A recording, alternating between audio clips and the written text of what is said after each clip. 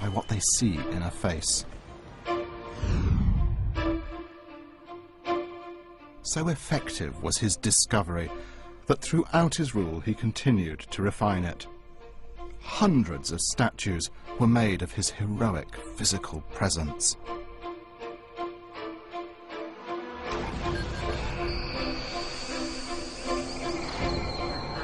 Alexander may have had the perfect image, but it was useless unless he could get it circulated to the people who mattered most, his new subjects.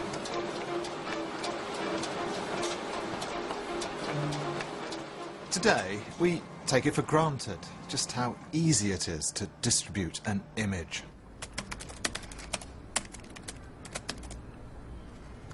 At the press of a button, you can send a picture to vast numbers of people, almost anywhere in the world.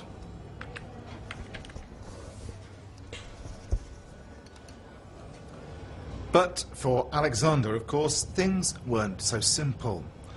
He needed to find a way of giving his subjects a daily reminder of who was in charge. His solution was, quite literally, to put his face in the palm of their hands. This is what he came up with, a face on a coin. He established 30 mints, producing thousands of these throughout his empire, and on each one that had a head closely resembling his own. Alexander had found a powerful way to spread his image throughout the empire. For generations, Alexander's successors would produce coins with his face on them. Any association with Alexander would also give them authority.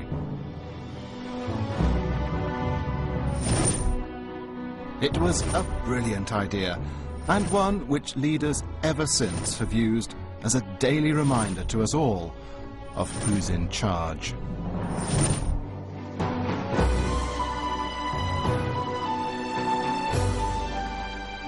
And, of course, the power of the human face continues to shape our political landscape today.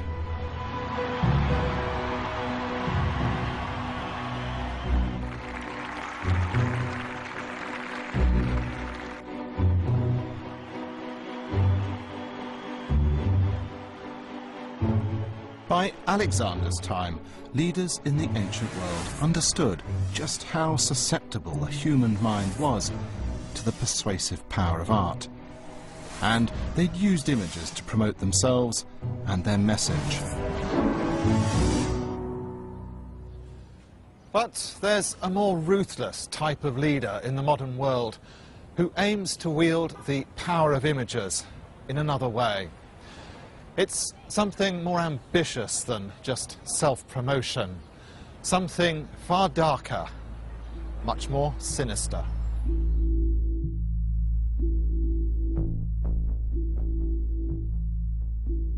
It's the power to persuade us to think what they want us to think and to see things the way they do.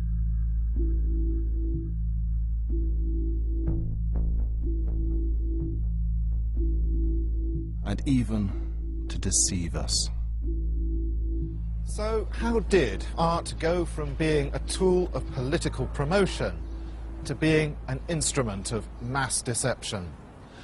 To find out, we need to discover just how and why imagery was first used to tell a political lie.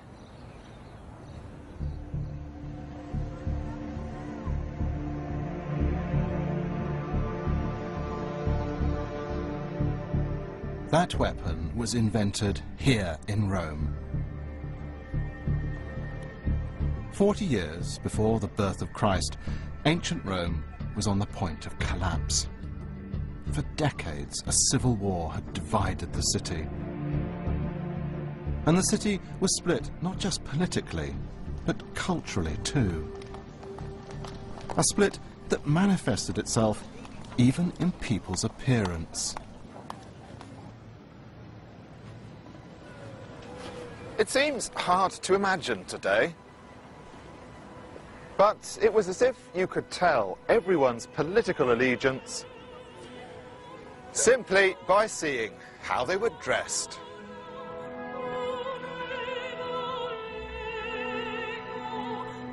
It would be as if today Rome were divided into two camps, each with their own distinctive uniforms. Suppose one group dressed in an old-fashioned and conservative way. They were the Republicans. They believed that the great traditional Roman families should rule Rome as they had for centuries. They dressed in traditional and austere clothes.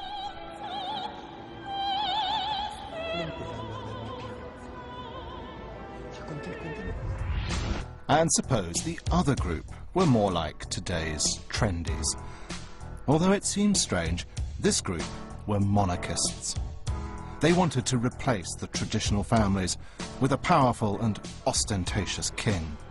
They wore more flamboyant clothes to parade these exotic sympathies.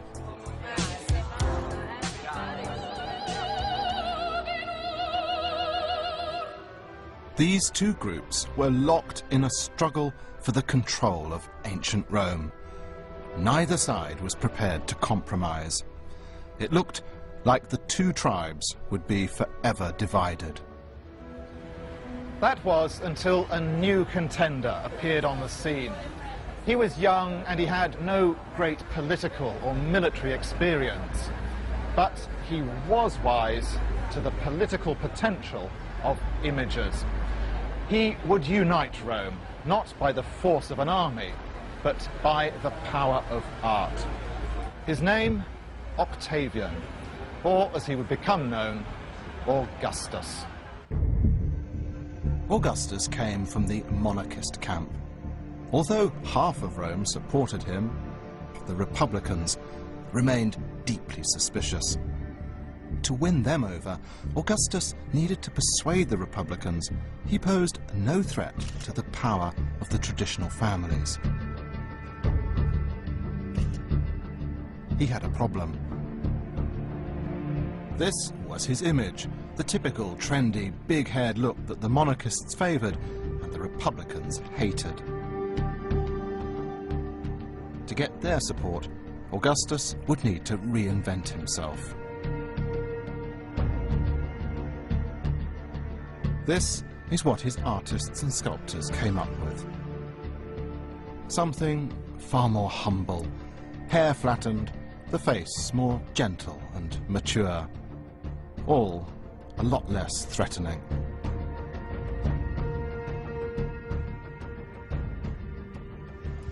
This was the look that Augustus finally approved. Frowning, serious, humble, a man of the people. A look that was calculated not to antagonize the Republicans. And having created this image, Augustus had it copied. Hundreds and hundreds of copies went out all around the empire.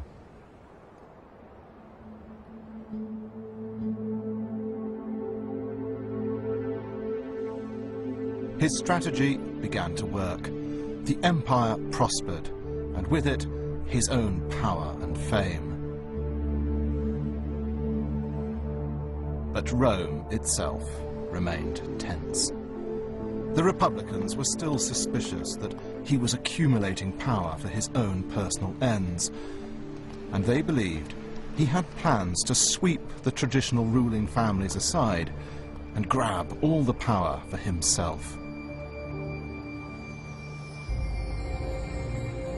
Augustus feared assassination.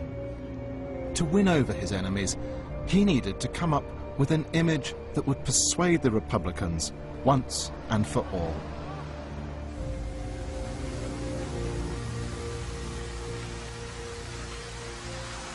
This is the Vatican City.